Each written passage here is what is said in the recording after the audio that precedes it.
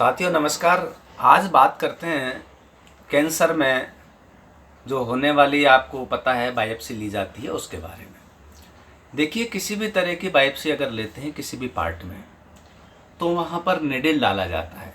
Needle डालने के बाद में, और ऐसा नहीं होता एक बार निडिल से काम चल जाता है, उस निडिल को 3-4 बार, किसी किसी की जगह तो 5-10 बार, अनट्रेंड लोग होते हैं 10-15 बार उसमें छेद कर देते हैं।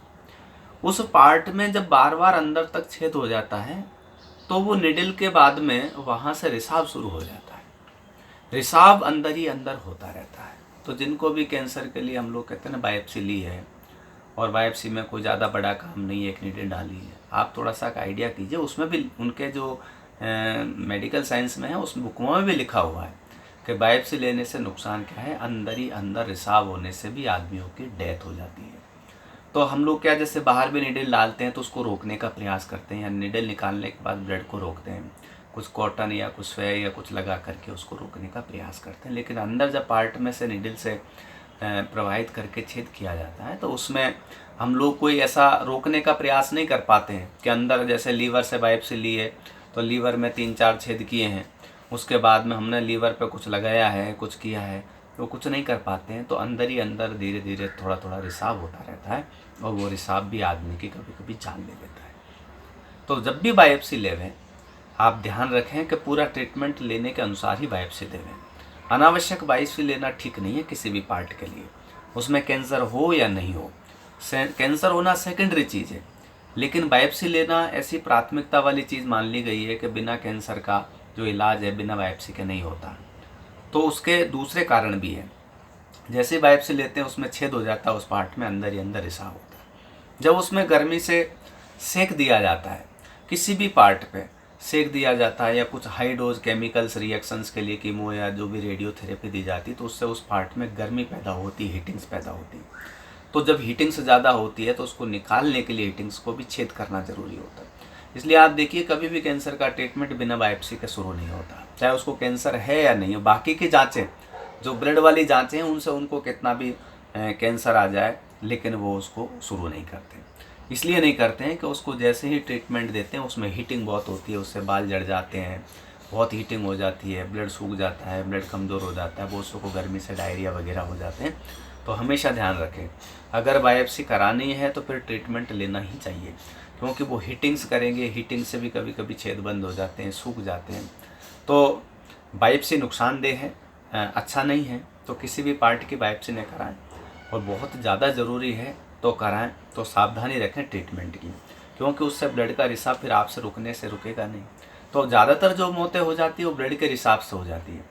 जैसे 4-5 छेद हुए हैं, जैसे बायोप्सी की, एक बार नहीं हुआ, 2 नहीं, 3, 4 नहीं, 5 नहीं। मैं कई बार देखता हूँ ऐसे मरीजों को जिनकी बायोप्सी अनट्रेंड लोग भी लेते हैं, क्योंकि बाहर बिठा देते हैं सब लोगों को, अनट्रेंड भी लोग भी लेते रहते हैं। बहुत से अनट्रेंड लोग ऐसे हैं जो 1-1, 2-2 साल तक सीख ही नहीं पाते हैं। मेडिकल साइंस में ऐसा नहीं है कि हर डॉक्टर जाएगा तो ब्रिलियंट होगा, सीख नहीं पाते हैं, अनट्रेंड होते हैं। तो वो जब बायोप्सी लेते हैं तो उसका छेद करते रहते हैं, प्रयोग करते रहते हैं, वो कोई देखने वाला नहीं, कोई बोलने वाला नहीं, बोले तो बाहर निकाल देते हैं, उनको डांट देते हैं। और बेचारे नए जो आते हैं उनको तो यही पता नहीं होता कि सही ले रहा है कि गलत ले रहा है, कितनी बार छेद होना चाहिए।